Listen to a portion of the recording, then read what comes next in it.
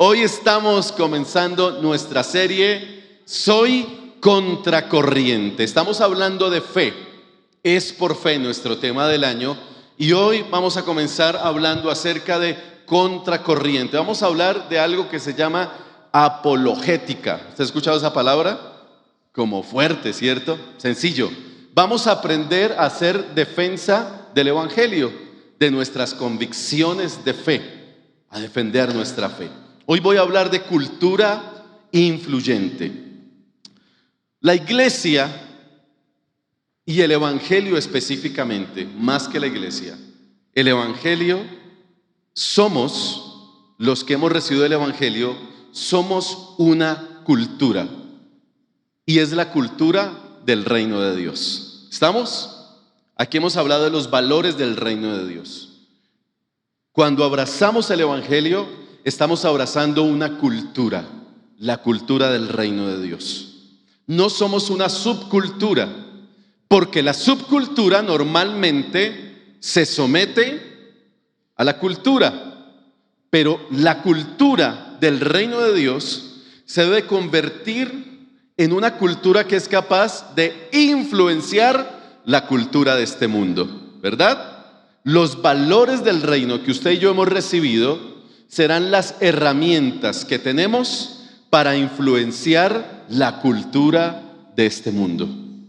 Así pues, la cultura del reino de Dios se compone de valores bíblicos, de valores que están explícitos en la palabra de Dios. ¿Por qué lo aclaro? Porque posiblemente usted no está de acuerdo con ciertos valores que han determinado ciertas iglesias o nominaciones o denominaciones. ¿A qué me refiero yo? Que posiblemente para algunas iglesias cristianas se convierte en un valor del reino ciertos aspectos de legalismos. Por ejemplo, las mujeres deben utilizar solamente falda. ¿Se ha escuchado eso? ¿Lo ha visto? Ok. Eso para algunas congregaciones puede ser un valor del reino de Dios. Pero ojo, que eso es sencillamente una posición que ellos han determinado como iglesia o como denominación. Cuidado. Cuando hablamos de los valores del reino, no hablamos de prohibiciones, no hablamos de reglas, sino que hablamos de valores y de principios. Porque los valores y los principios trascienden las generaciones, las edades, las culturas y los pueblos. Por eso nos vamos a centrar en hablar de los valores del reino, de aquello que está en la palabra del Señor y se constituyen en normas de vida para nosotros. ¿Cómo podemos producir influencia como cultura del reino? Tenemos dos maneras de hacerlo. ¿Lo quieres saber? Dos maneras. La primera, a través de nuestro estilo de vida, a través de nuestras conductas, de nuestros comportamientos en nuestra cotidianidad. ¿Le ha pasado que le han preguntado a usted de repente, oiga, usted tiene algo raro, usted tiene algo diferente, usted se comporta diferente, usted habla diferente? ¿Qué está haciendo usted? Usted está representando el reino de Dios y está logrando influenciar su entorno con sus conductas y su comportamiento.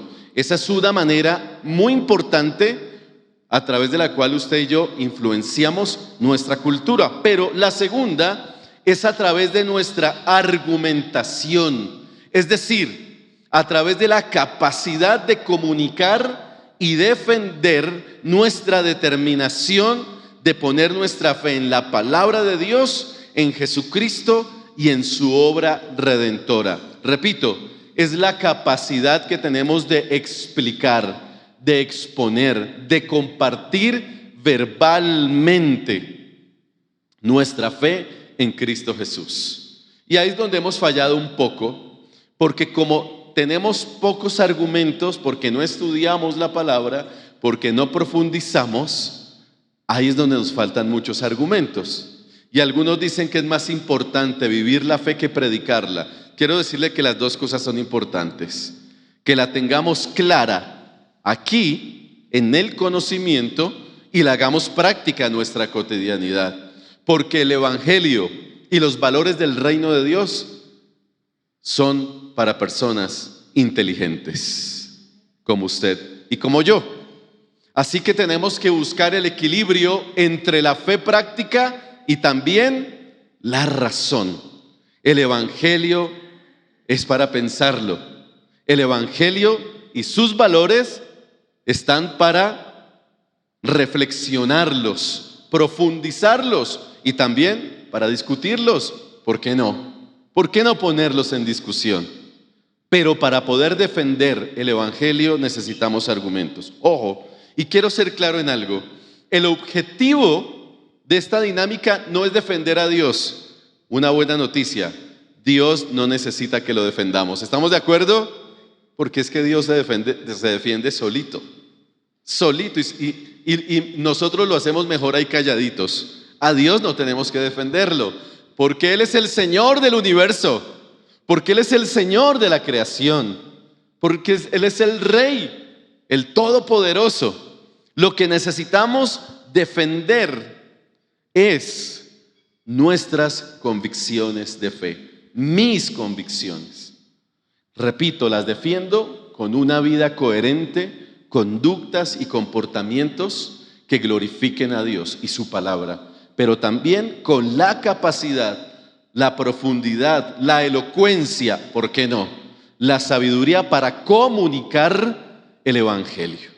Primera de Pedro 3, 15 y 16, texto muy importante, búsquelo en la Biblia o apúntelo. Dice: en cambio, adoren a Cristo como el Señor de su vida. Si alguien, iglesia, yo sé que esto suena como a clase de teología, pero necesitamos poner la base hoy para desarrollarlo. Y a veces necesitamos un poquito más de profundidad para poder construir sobre el piso sólido. Si alguien les pregunta acerca de la esperanza que tienen como creyentes, ¿a usted alguien le ha preguntado sobre la esperanza que tienen como creyentes? Yo estoy seguro que sí. Estén siempre preparados para dar una explicación. ¿Cómo le parece eso? Estén siempre ¿qué? Preparados para dar una explicación. ¿Qué requiere? Conocimiento. Requieren argumentos. No solo modelar la fe, sino explicarla. ¡Qué interesante! Y aquí sigue diciendo: pero háganlo, y esto me encanta, con humildad y respeto. ¿Les gusta eso? Argumentemos con dos valores del reino. ¿Cuáles son? Humildad es un valor del reino y el respeto es otro valor. Argumenten, expliquen sin atropellar al otro, sin dañar al otro. Argumenten con humildad, sin agresividad, sin violentar, con humildad y con respeto. Mantenga siempre limpia la conciencia. Entonces, si la gente habla en contra de ustedes, será avergonzada al ver la vida recta que llevan, porque pertenecen a Cristo. ¿No le parece que en este texto están las dos cosas que les dije al comienzo?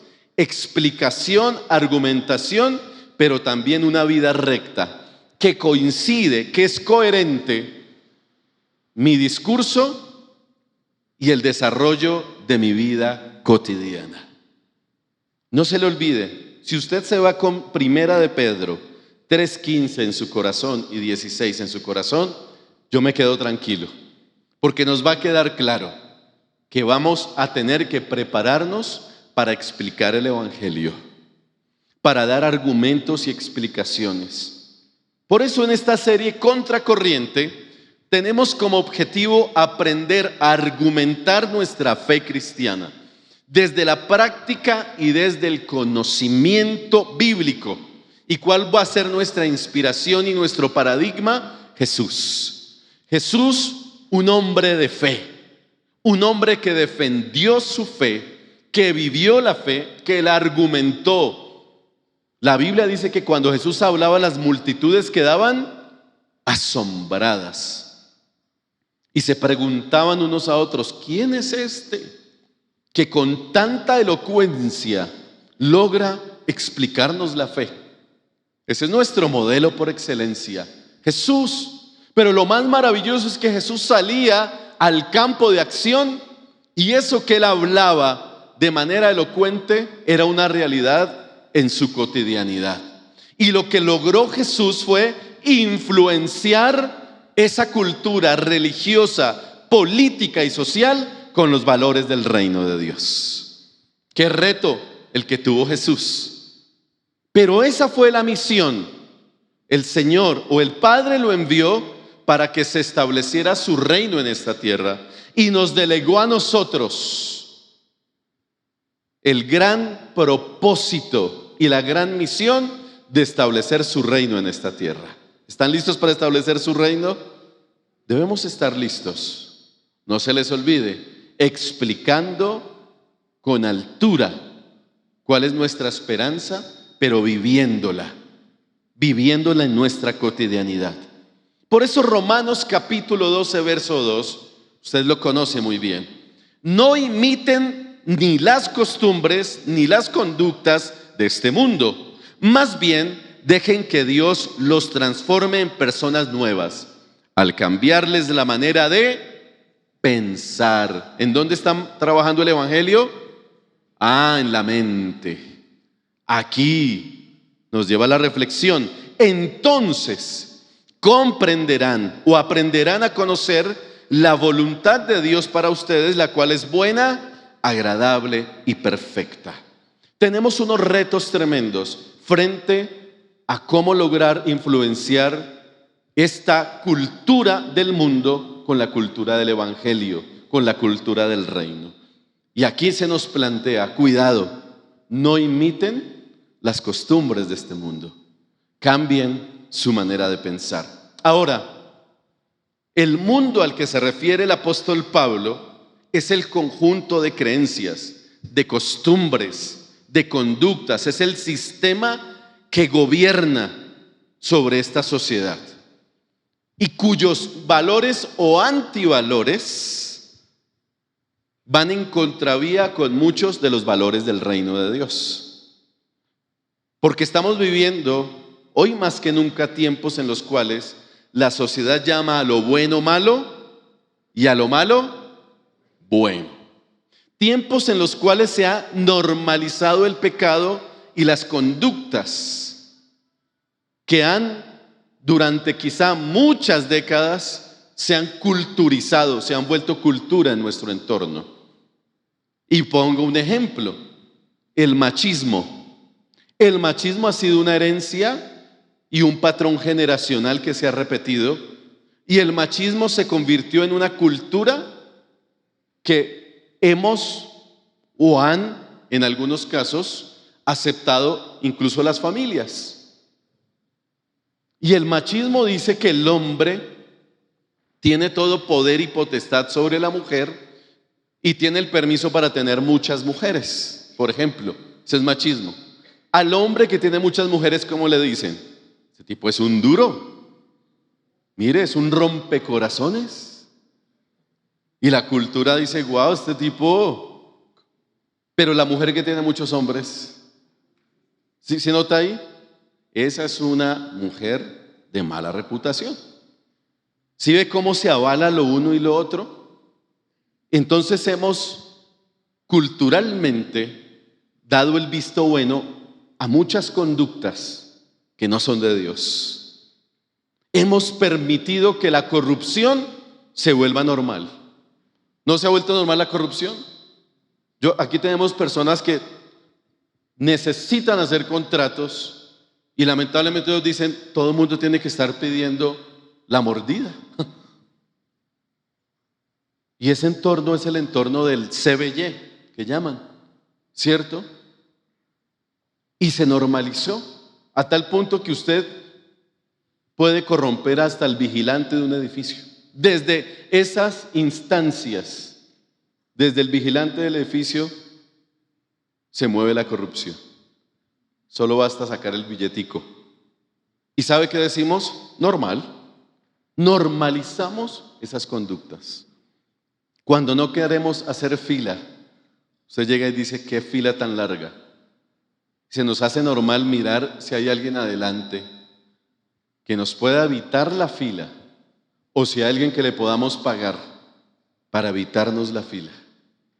Y normalizamos esas conductas. ¿Usted cree que eso está bien?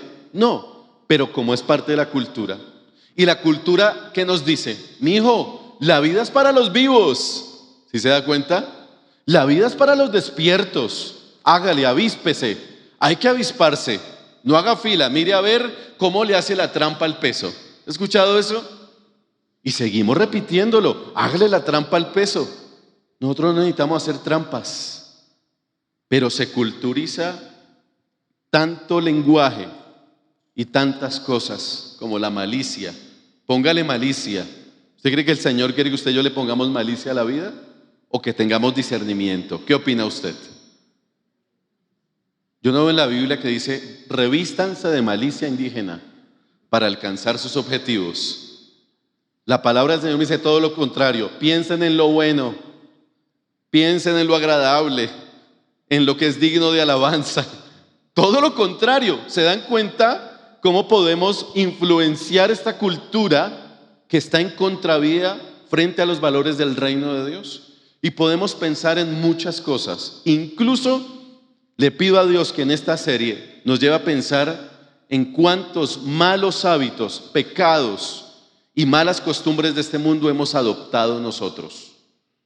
Y ahora que están en permanentemente, aquí hay contadores sobre el tema de la declaración de renta, que efectivamente hay unas excepciones legales que se pueden hacer, pero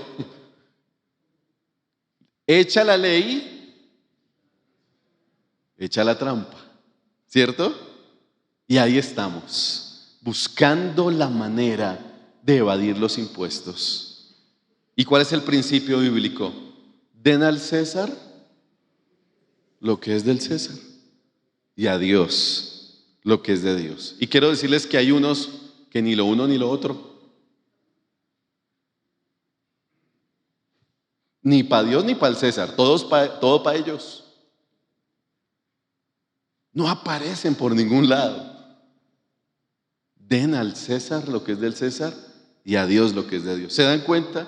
Los valores del reino tenemos que redescubrirlos y caminar hacia ellos. Juan 17, 13, 18 dice, ¿están dormidos? No. Bueno, échele ganas, es media hora nomás. Ahí voy, estamos bien de tiempo. Juan 17, 13 al 18.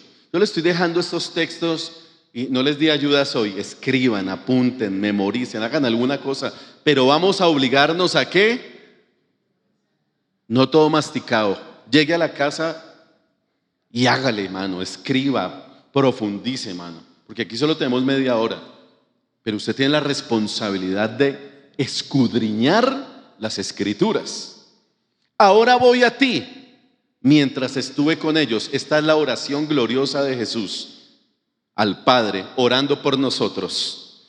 Mientras estuve con ellos en este mundo, les dije muchas cosas para que estuvieran llenos de mi alegría.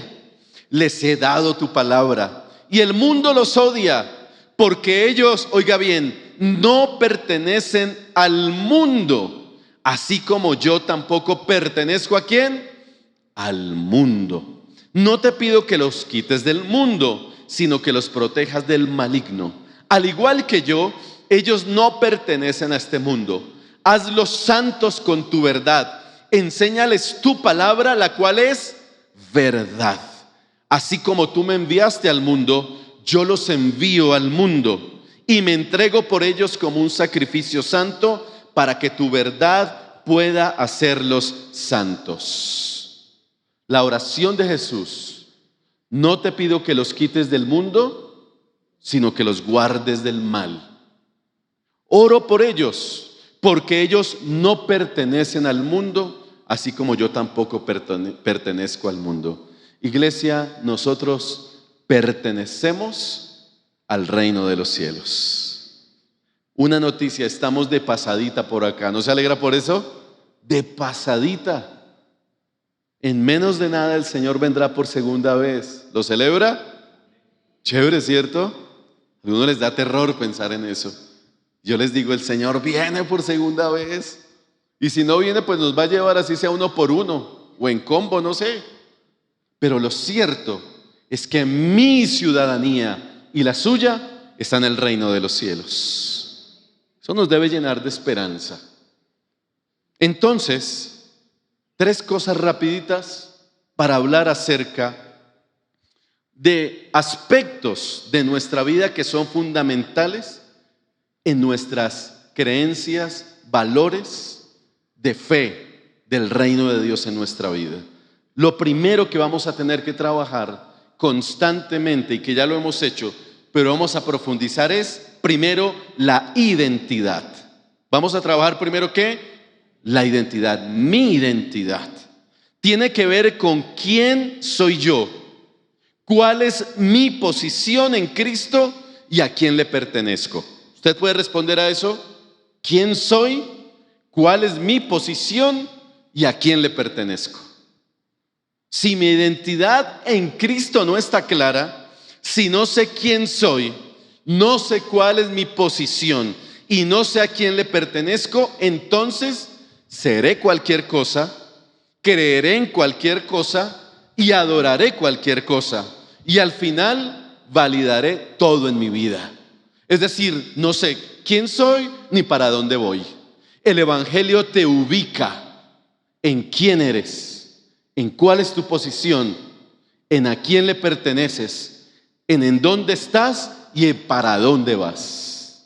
El Evangelio nos ubica como una brújula, nos pone en un lugar seguro y claro. Por eso, para lograr influenciar este mundo con la cultura del reino, necesitamos tener clara nuestra identidad, iglesia. Y si no tengo clara mi identidad, creeré cualquier cosa. Y seré y creeré no lo que dice la palabra que soy, sino creeré lo que dicen los demás que soy. Cuando Jesús fue llevado por el Espíritu al desierto para ser tentado por el diablo se le acercó y le dijo, Mateo 4:3, si eres el Hijo de Dios. ¿Sí ve cómo empieza el enemigo? ¿Qué estaba poniendo en duda? ¿Cómo empezó a hablar? Yo me imagino al diablo hablándole con sarcasmo. Tú eres el Hijo de Dios. A ver si eres. Es decir, lleva venenito, ¿cierto? A ver si eres muy machito. ¿Se ha escuchado esa frase? Si te crees mucho, si de verdad eres el Hijo de Dios, di a estas piedras que se conviertan en pan. Ahí es la prueba de la identidad. ¿Le ha pasado? Yo creo que a todos nos ha pasado. ¿Y usted no es que es hijo de Dios? ¿Y dónde está su Dios? Mire el problema en el que está. Mire la enfermedad. Mire su crisis. Y nos vienen a retar, ¿en dónde está su Dios? Pero mire, Jesús tenía clara su identidad. Tenía claro quién era, cuál era su posición. El enemigo es astuto y siempre va a utilizar la necesidad en la que estemos para poner a temblar nuestra identidad. Si eres hijo de Dios, ¿por qué te enfermas? ¿No te ha pasado eso? Si eres hijo de Dios, ¿por qué estás cortico de plática? ¿Por qué estás endeudado? Si eres hijo de Dios, ¿por qué tiene crisis en tu casa? Si eres hijo de Dios. Y el enemigo utilizó la necesidad de Jesús, porque Jesús tenía hambre. ¿No dice la Biblia que tenía hambre? Léalo por allá en Mateo 4. ¿Quién no va a tener hambre? Jesús era 100% humano. Y después de 40 días sin comer, pues tenía un filo tremendo. Si usted ya tiene filo y no son las 12. O es que es que yo veo más de uno bostezando. O están aburridos o tienen hambre. ¿Cierto? Ya sobre las 12 empieza por allá algo a decir, atiéndeme por favor. 40 días. Y el enemigo dice, este tiene hambre, voy para allá. Este tiene necesidad, voy para allá a acabar con su identidad. Y se acerca al enemigo y le dice, a ver si eres el Hijo de Dios, ¿por qué no conviertes estas piedras en pan? ¿Puedes volver estas piedras un buen baguette? ¿Cómo se llama el pan de hornitos? El que nos gusta. No, el pan coco no. No, el largo ese. Centeno. No, van a hornitos y pegan el centeno. El coquito también es bueno, pero yo estaba hablando era del centeno. Sigan hablando de comida. Sé que ustedes son finos para hablar de comida. Y yo creo que Jesús se acordó del centeno y miraba esas piedras. Jesús fue hombre y tenía hambre. Y el enemigo vino a tocar su identidad. Si eres el Hijo de Dios, ¿por qué no haces un milagro hoy si eres tan macho? ¿Por qué? Y Jesús, firme en su respuesta. No duda en lo absoluto. A pesar de su condición humana, el enemigo no logra destabilizar su identidad. No lo logra hacer. Porque además el enemigo utiliza la palabra. Si eres el Hijo y tú tienes el poder para hacer milagros, y el Señor utiliza la palabra bien utilizada, sin tergiversarla, y le dice: cuidado, Satanás, porque no solo de pan vivirá el hombre, sino de ¿qué? De toda palabra que sale de la boca de Dios. Jesús responde porque tiene identidad clara, porque tiene su identidad en la Escritura, porque conoce la palabra de Dios. Y luego lo tienta por segunda vez, pero voy a pensar y hablar de la tercera vez. Se juega su tercera carta. Quiero decirles que el enemigo es persistente. Tranquilos, el enemigo no suele cansarse. Él es persistente y él quería seguir atacando la identidad. Aquí quería atacar otra área de su vida. Y se juega la tercera carta y le hace una propuesta bien llamativa. Si eres el Hijo de Dios, la tercera ocasión, te daré todos los reinos del mundo y su gloria si te arrodillas y me adoras. ¿Todos los reinos? ¿Toda esa plata? ¿Todas esas camionetas? ¿Todos esos edificios para mí? ¿Socio en los mejores hoteles de Dubái? ¿Qué Melgar ni qué Peñón? No, Dubái, New York, Alemania, Italia, Grecia. Y solo te tengo que adorar, arrodillarme y adorarte. Pues tan fácil, ¿cierto? Y ahí está probada la fe del Señor. Ahí está probado su corazón. Y el Señor le dice: no, Señor, porque la Escritura dice que solamente al Señor tu Dios adorarás y solo a Él servirás. ¿No le parece que aquí Jesús nos demuestra que tiene clara su identidad? Pero también Jesús dejó claro a quién le pertenecía. Cuando usted y yo tenemos claro a quién le pertenecemos, solo adoramos al Dios al cual le pertenecemos. Solo nos postramos al Dios al cual hemos decidido amar y servir con todo nuestro corazón. Eso es tener clara la identidad. Aquí el materialismo, ¿cierto? Si te postras, tendrás platica, posición. Y Jesús venció la prueba del materialismo, de una adoración falsa y ajena.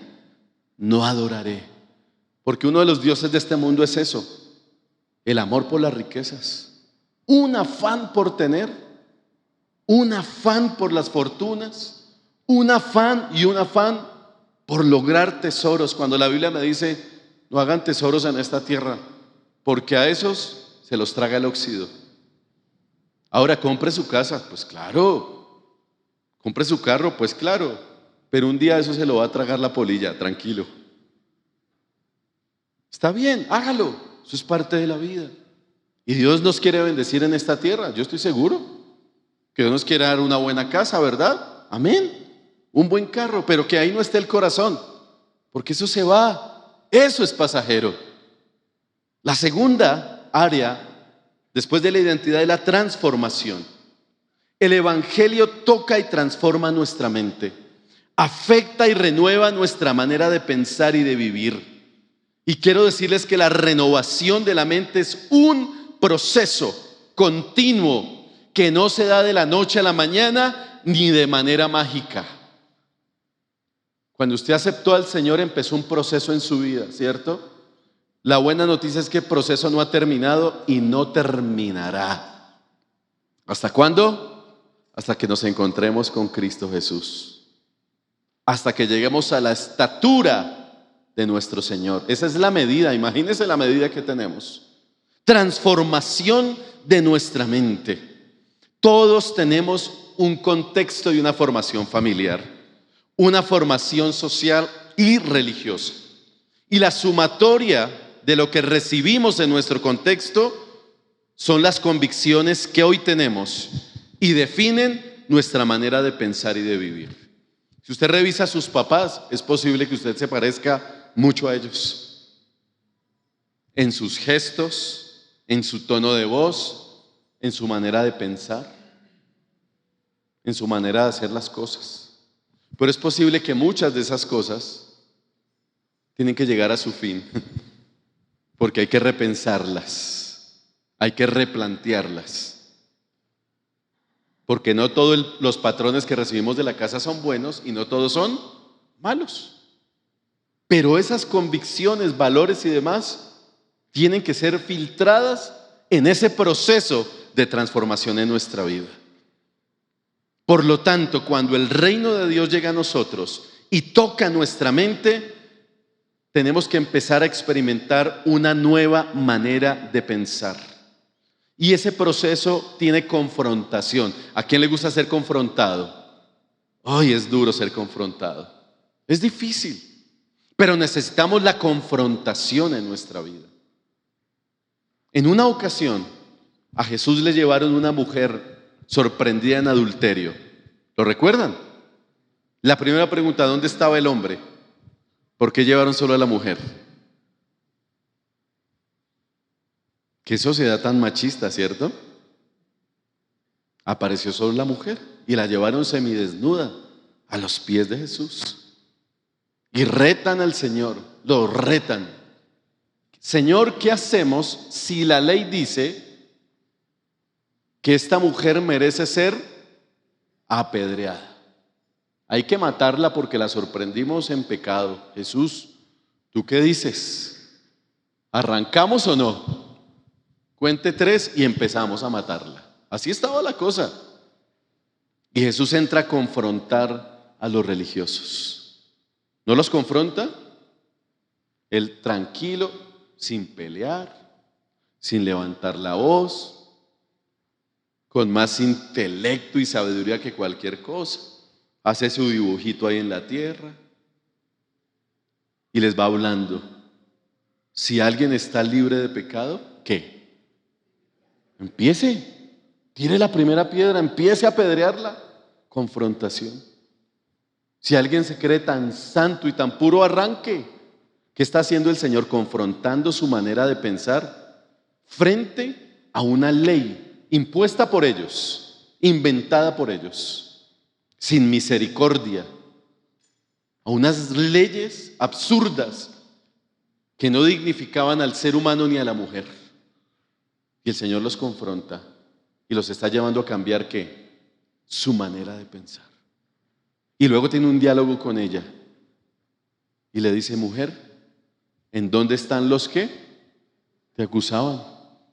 ¿Dónde está esta plaga? No, pues Señor, se han ido. Ah, pues mija, ni yo te condeno. Chévere, ¿no? Pero ahí no termina la historia. El Señor también la confrontó a ella con amor. Y termina con una frase que nos permite ver esa confrontación. Camino a la transformación, transformación de conductas. Vete y no peques más. Ah, qué completo e inteligente es el Señor. Vete, necesitas transformar tu vida, transformar tu manera de pensar. Se me fue el tiempo y voy como por la mitad. Cierro diciéndoles que el tercer principio es el principio de la sujeción a la autoridad de Dios. ¿A cuánto les gusta estar sujetos bajo autoridad? ¿A cuánto nos cuesta? Nos cuesta, ¿cierto? Es difícil. Pero cuando aceptamos a Dios como Padre, aceptamos sus valores, los valores de su reino. Y eso quiere decir que debo estar dispuesto a conocer y aceptar el gobierno de Dios, la autoridad de Dios y la voluntad de Dios para mi vida. ¿No lo leímos en Romanos 12?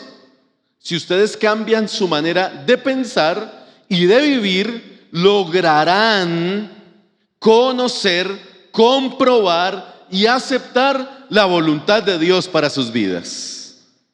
Eso es someternos al gobierno de Dios, someternos a la voluntad y a la autoridad de Dios, pero no de manera resignada, porque aceptar la voluntad de Dios no debe ser eso, resignación.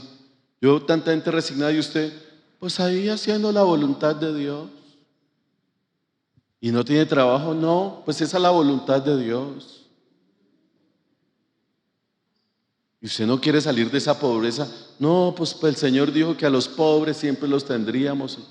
Y pues yo soy de esos. ¿Sí? ¿Sí ve la manipulación? Y todo se lo adjudicamos a la voluntad de Dios. Y no tiene trabajo, no. ¿Y cuántas hojas de vida ha enviado? No, ninguna. Esperando que Dios haga su voluntad. ¿Sí se da cuenta cómo salimos del paso? Y eso es cultural. Aquí en las manos de Dios. No, si no se levanta temprano a producir, está en las manos del diablo, no en las de Dios. Está en las manos de la pereza. Y ya oró, está enfermo, ya oró, ya se ministró. No, pues la voluntad de Dios será que yo aquí me consuma. Mentalidad que no tiene nada que ver. No sabe cuál es su posición, no sabe a quién le pertenece su vida. Por eso tenemos que llegar a este aspecto, la soberanía de Dios, pero no con resignación.